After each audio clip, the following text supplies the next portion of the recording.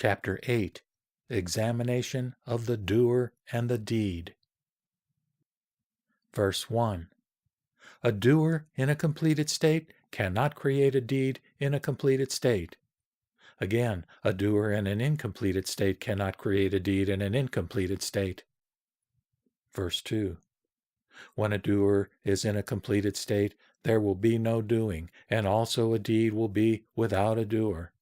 Likewise, when a deed is in a completed state, there will be no doing, and also a doer will be without a deed. Verse 3. If a doer in an incompleted state creates a deed in an incompleted state, then, in actuality, the deed will be without a cause, and the doer will in itself have no cause. Verse 4.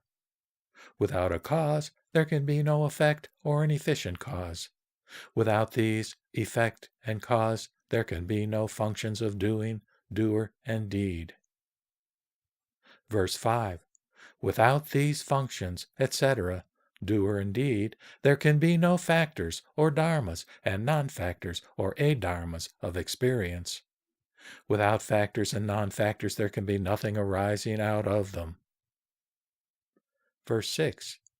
When there is no effect, there will be no way of arriving at liberation or the heavens, for all doings or functions will fall into purposelessness. Verse 7. A completed incompleted doer cannot create a completed incompleted deed, for how could the mutually conflicting completed and incompleted states coexist as one? Verse 8.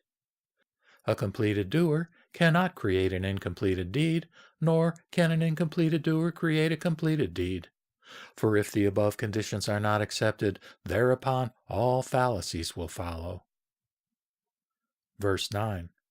A completed doer cannot create an incompleted deed, nor that of a completed incompleted deed. This is according to the reason expounded in previous verses, that is, verses 2 and 3. Verse 10. An incompleted doer also cannot create a completed deed, nor that of a completed incompleted deed. This is according to the reason expounded in previous verses, that is, verse 4, 5, and 6. Verse 11. A completed, incompleted doer cannot create either a completed or incompleted deed. That is to be known by the reason stated previously, that is, in verse 7. Verse 12. The doer is dynamically related to the deed, and the deed to the doer in order to arise. We cannot perceive any other cause for their establishment or completion. And verse 13.